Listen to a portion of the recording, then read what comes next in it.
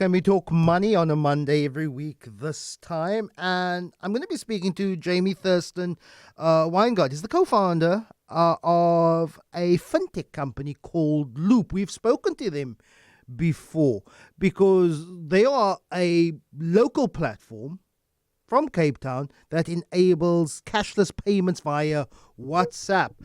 We've largely been talking about their experience in how to get cashless payments into the public transport sector, minibus taxis, staff transport, but also providing a platform where you can pay for parcels, airtime, utilities, etc.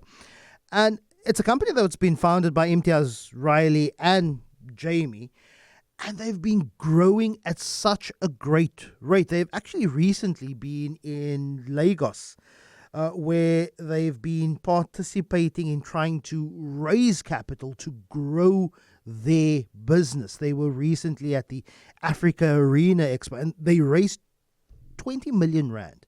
It just shows how fintech and micro fintech is absolutely growing in South Africa. Look, they're even planning on a Joburg expansion, plan to list on the JSE, hopefully very soon. Joined on the line now by Jamie Thurston Wyngaard. Good morning, Jamie. Really appreciate your time. And last time we spoke to you, I was quite skeptical because it was about a platform that was going to try and make taxi rides cashless. And I thought to myself, gosh, taxis are cash industry. You're not going to get far. It's been tried and tested before. And that the taxi operators, they're not so keen because they need the cash in pocket. I've been proven wrong because you have seen quite a bit of success here in Cape Town and the markets have responded. They say they want to invest in Loop. How's it been over the last while? No, thanks, Lester. Thanks for the mention of our growth too. I'm actually in Berlin at the moment, and we looking at a global expansion. So we're starting with SA because, like you mentioned, okay, taxis were tricky, but we managed to succeed because we understood the market. We understood what taxis needed. They needed instant payments. They needed instant access to the money. And that's what all the other players didn't understand. That a taxi driver, they need their cash in hand right now. And what we've done with our technology is enable that. Instant payments, no bank charges. And what we've realized is that our system that we designed is not just tax that doesn't like waiting for their money. It turns out nobody likes waiting for their money. It turns out nobody likes bank charges. And that's where the global players coming in. We have interest internationally where people want our service. So we started with taxis, yes, but this is something that's changing the world.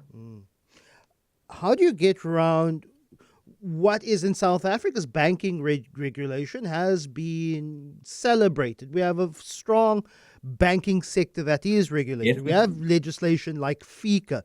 And my question to you then was, well, how do you get round to that? Because and I'll use the taxi example again, they want money, access to instant cash, but at the same Mhm. time, FICA is also there to monitor any dubious payments. How do you match the balance of what is necessary banking regulations, but also having some of the ability to get cash in hand as quickly as possible? So let me say the clever thing that we've done, we're not bound by traditional banking. And that's also why we're able to do the instant payments with no bank charges. We're able to do settlements with no bank charges because we're actually not using the traditional banking rails.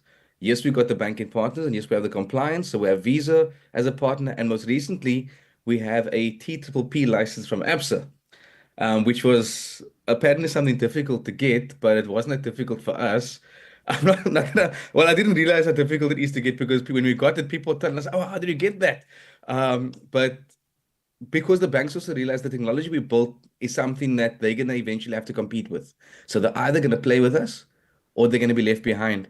And yeah, that's yeah, maybe I shouldn't give away our secrets of what of But what we've actually built on the back end, but it's something that the banks haven't done, mm, and we've worked in a different way to make banking work for the people. well, maybe just explain it to our listeners in the most basic way possible. Basically, it's money via a comms platform like WhatsApp. How do you get from sender to receiver via a Mhm. WhatsApp platform? So technically, WhatsApp is only the the place where you can see where you visualize what's happening. The actual system is what we built on our back end. We're just using WhatsApp to display what's being done, which means we don't just have to be reliant on WhatsApp. We can do this on any system. It can be whatever the next social media platform's going to be, just that most of our customers are using WhatsApp. So it's not reliant on WhatsApp. I know people have thought, oh, this is a WhatsApp-based system, just that WhatsApp is the interface that we're using. And just a little bit on the growth of fintech. And I have marveled quite a bit at how East Africa, for example, has outshone South Africa. And it's largely because of our stringent and, again, necessary banking regulation system.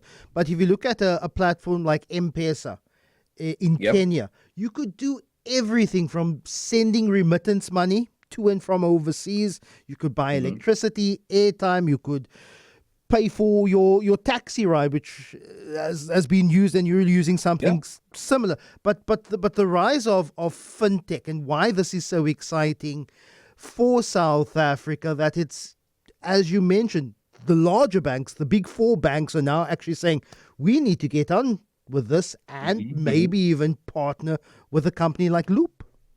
Yes, and I think look, if you look at M-Pesa, that's exactly why South Africa is lacking and the banking industry is lacking. Our banking is so strong internationally. I'm out in other countries, I'm at finance conference in other countries, and people are commending the African banking system. Yes, it works. But in South Africa, we lack the mobile money situation. However, when mobile money was attempted in South Africa, it didn't work because people were convenient with what they had. Our banking wasn't bad enough. Well, banking wasn't that bad. But where we struggled was like with M-Pesa, you have to download another app. Nobody wants more apps on their phones. Nobody. Like I don't even want myself. And the thing is, so people in the emerging market, they don't have space for more apps on their phones. And what we've done very nicely, where the taxes are concerned, is how we got the corporates involved in the space. Since taxis now have enabled digital payments, corporates like BPOs can utilize traditional taxis, the traditional transport system that we already have, to use for staff transport.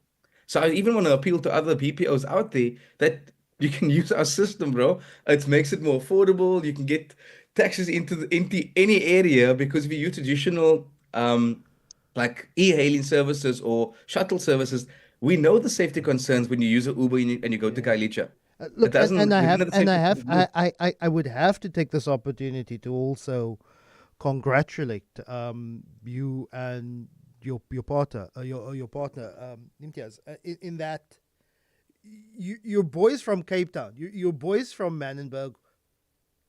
You have some knowledge, a lot of knowledge when it comes to what happens online, coding. But between you and Imtiaz, boys from Manenberg, now with major international financial institutions knocking at your door saying, we want to give you money to help build this and maybe even work with you. And that is the success story, Jamie. They want in on the emerging market, dude. That's the thing. No one, it's like, we didn't realize, and I think a lot of people in the townships don't realize how big they are.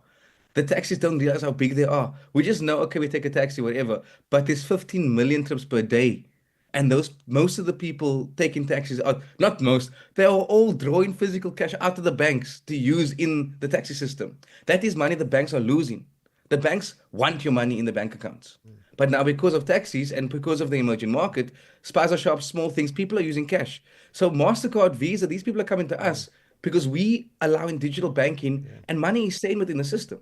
That's that informal economy, which one could argue could rival the formal economy in South It's the Africa. global majority, dude. We know that. But Jamie Thurston, Wyngaard, really appreciate your time. And as Grant, our producer, says, terrible things are happening in South Africa. Eh? But best of luck, Jamie. Just a quick, where can people find more? Just drop your website, a URL somewhere. You can give us a Google Loop Transport or Loop Taxi. There's things will pop up. We just won the 40 under 40, the Global 40 under 40 awards. Wow. That took place in Dubai. Look, so there's a lot happening. I want you back in studio when you're back in South Africa. Jamie Thurston, no, I'm keen. really appreciate your time.